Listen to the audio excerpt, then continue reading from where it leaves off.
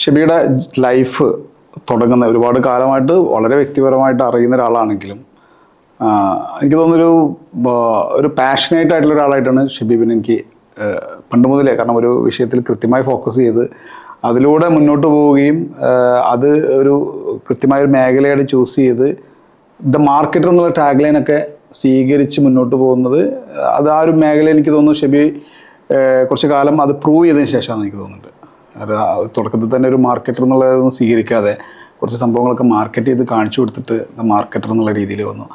അപ്പോൾ എന്തായാലും നമ്മൾ ഇന്നത്തെ ഈ ഒരു സംസാരത്തിൽ നമ്മൾ പ്രധാനമായിട്ടും ആളുകൾക്ക് കുറച്ച് കാര്യങ്ങൾ കിട്ടുന്ന രീതിയിലുള്ള ഒരു ടോക്ക് ആവണമെന്ന് ഞാൻ ആഗ്രഹിക്കുന്നുണ്ട്.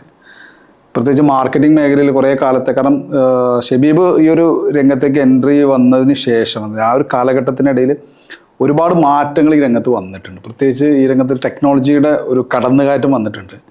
അതേപോലെ പുതിയ പുതിയ രീതികൾ വന്നിട്ടുണ്ട്, സാഹചര്യങ്ങൾ മാറിയിട്ടുണ്ട്. പ്രത്യേകിച്ച് ഈ കൊറോണയുടെ കാലത്തിന് മുമ്പും കൊറോണയുടെ കാലത്തിന് ശേഷം എന്നൊക്കെ പറഞ്ഞിട്ട് എന്തായാലും മാർക്കറ്റിംഗ് രംഗത്ത് ഭയങ്കര മാറ്റങ്ങളാണ്. തീർച്ചയായും.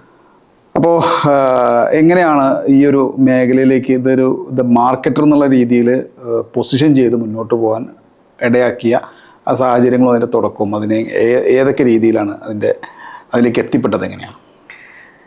ശരിക്കും മാർക്കറ്റിംഗ് എന്ന് പറഞ്ഞാൽ എനിക്ക് ചെറുപ്പം മുതൽ തന്നെ ബിസിനസ് ചെയ്യാനുള്ള ഒരു ടെൻഡൻസി ചെറുപ്പം മുതലേ ഉണ്ട്. സ്കൂളിൽ പഠിക്കുന്ന സമയത്തെ എന്താണ് ഇതുപോലുള്ള പല കാര്യങ്ങളും ചെറിയ രീതിയിൽ വെക്കേഷനിലൊക്കെ ചെറിയ ചെറിയ രീതിയിലുള്ള കച്ചവടങ്ങളൊക്കെ ചെയ്ത് ചെറുപ്പത്തിലെ ഇതിനോടൊരു താല്പര്യമുണ്ട്. അതെ, ഞാനത് ഇത് ചോദിക്കാനുള്ള കാരണം വെച്ചാൽ പല ആളുകൾക്കും അവരവരെ പൊസിഷൻ ചെയ്യാൻ ഒരു പേടി തോന്നാറുണ്ട് എന്നുള്ളതാണ്. എന്തിനാണ് ഞാനിപ്പോൾ അതിന് പറ്റുന്ന ആളാണോ, അത് ചൂസ് ചെയ്യാൻ പറ്റും, ഞാൻ അതിന് മാത്രം ഉണ്ടോ, അങ്ങനെ ഒരു കോൺഫിഡൻസിൻ്റെ കുറവ് പലപ്പോഴും എൻ്റെ അടുത്ത് വരുന്ന ക്ലയൻസിനൊക്കെ പല ആളുകളും ആ ഒരു രീതി, കാരണം അങ്ങനെ വന്ന ആളുകൾ യഥാർത്ഥത്തിൽ നിങ്ങളുടെ അടുത്തുള്ള സാധനം തന്നെ ആണ് എന്നുള്ളത് അവരെ കൺവിൻസ് ചെയ്ത് കഴിഞ്ഞാൽ പിന്നെ അവർ ഓക്കെയാണ് ആ വിഷയത്തിൽ. അപ്പോൾ അവർക്കും കൂടി ഒരു പ്രചോദനം കിട്ടാൻ വേണ്ടിയിട്ടാണ് ഞാനത് ഇങ്ങനെ ആഴത്തിലേക്ക് ഇറങ്ങി ചോദിക്കുന്നത്. ഓക്കെ അങ്ങനെ പറഞ്ഞു, കഥയായിട്ട് പറഞ്ഞു. ഇത് കഴിഞ്ഞ് പല രീതിയിലും എന്ത് ചെയ്യാറുണ്ട്, എൻ്റെ പഠന സമയത്ത് തന്നെ ഞാൻ മാർക്കറ്റിങ്ങിൻ്റെ അപ്പുറത്തേക്ക് സെയിൽസിലായിരുന്നു ആ സമയത്തൊക്കെ കൂടുതലും ഫോക്കസ് ചെയ്തത്. വിത്ത് അവിടെ നിന്ന് കണ്ടെത്തിയിട്ടുണ്ടെന്ന്. അത് കഴിഞ്ഞ് ഞാൻ +2 കഴിഞ്ഞ് ഒന്ന് ഞാൻ ചോദിക്കട്ടെ, സ്കൂൾ കാലഘട്ടങ്ങളിൽ ഒരു സെയിൽസ് അതിനൊരു എന്തെങ്കിലും ഒരു ഓർമ്മയിൽ വരുന്ന ഒരു കാര്യം പറയാൻ പറ്റും? എന്തെങ്കിലും ഒന്ന് വിറ്റതോ അല്ലെങ്കിൽ വിൽപ്പന നടത്താൻ ശ്രമിച്ചതോ? തീർച്ചയായും. അത് ഞാൻ 2ാം ക്ലാസ് പഠിക്കുന്ന സമയത്ത് തന്നെ സ്കൂള് ഇൻ്റർവെൽ സമയത്തൊക്കെ എല്ലാവരും കളിക്കുന്ന സമയത്ത് ഞാൻ ചെയ്യാറുള്ളത് ആ സമയത്ത് നമ്മൾ ഇപ്പോൾ നിലവിലുണ്ടോയെന്നാണ് അറിയില്ല, ചെറുപ്പത്തിലൊക്കെ ഞാൻ സ്കൂൾ പഠിക്കുന്ന സമയത്ത് ഉണ്ടാകും വലി പ്രൈസ് എന്ന് പറയും. അതായത് നമ്മൾ ലോട്ടറി പോലെ തന്നെ നറുക്കെടുക്കുക, അതിൽ അവർക്ക് ചിലപ്പോൾ ഒന്നും ഉണ്ടാവില്ല, എന്നാൽ ലക്കുള്ളവർക്ക് ഗിഫ്റ്റുകൾ അടിക്കുക. അപ്പോൾ അത് സ്ക്രാച്ച് ചെയ്ത് കഴിഞ്ഞാൽ അതിൽ കിട്ടുന്ന ഗിഫ്റ്റ്. അപ്പോൾ ആ രീതിയിലാണ് അതൊരു സെറ്റ് ഓഫ് ഒരു മെത്തേഡിലാണ് വരിക.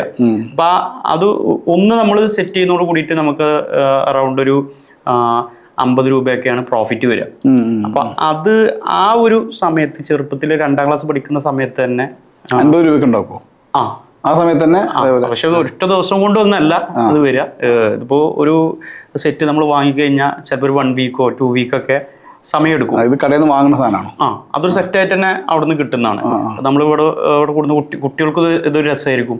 അപ്പൊ അന്ന് തൊട്ട് തന്നെ. അപ്പൊ ആ മണി എവിടുന്നാ വരിക? ആ എമൗണ്ട് ഈ 50 രൂപ നമുക്ക് കിട്ടുന്നുണ്ടല്ലോ, അത് എവിടുന്നല്ല? ഇത് അന്ന് 25 പൈസയാണ് ഒരു നറുക്കെടുക്കുന്നതിനുള്ള ചാർജ്. അപ്പൊ അങ്ങനെ അത് കളക്ട് ചെയ്തിട്ടാണ് ഇതിലേക്ക് എത്തുന്നത്. അപ്പൊ പിന്നെ അതിൽ പ്രൈസ് കൊടുക്കണം ഈ പൈസ തന്നെയാണോ? അത് ഓൾറെഡി ഇതിൽ ഉണ്ടാവും. നമ്മളിപ്പോൾ ഇത് വാങ്ങുന്നത് ഏകദേശം ഒരു 50 രൂപ കൊടുത്തിട്ടായിരിക്കും ഇത് വാങ്ങുന്നത്. 100 രൂപന്റെ ടോട്ടൽ നമ്മൾ വിറ്റ് ചെയ്യുമ്പോഴത്തേക്ക് നമുക്ക് 100 രൂപ കിട്ടും. ചില ഗിഫ്റ്റുകളൊക്കെ അതിൽ ബാലൻസും ഉണ്ടാവും. അപ്പൊ ആ രീതിയിലാണ് ഗിഫ്റ്റ് കൂടെ തന്നെ അവർ തരുന്നുണ്ട്. വലിയ വലിയ ഗിഫ്റ്റുകളൊന്നല്ല, ഒരു മൊത്തത്തിലൊരു ഒരു മോഡൽ, ഒരു സംരംഭത്തിന്റെ ഒരു മോഡലാണ് അല്ലേ ശരിക്കും? അവരതങ്ങനെ മൊത്തം തരികയാണ്, എന്നിട്ട് നമ്മളത് അതിനെ എന്ത് ചെയ്യാണ് ഇതേ രൂപത്തിൽ അവരുടെ നമ്മൾ ഹോൾസെയിൽ വാങ്ങണ പോലെ അല്ലേ?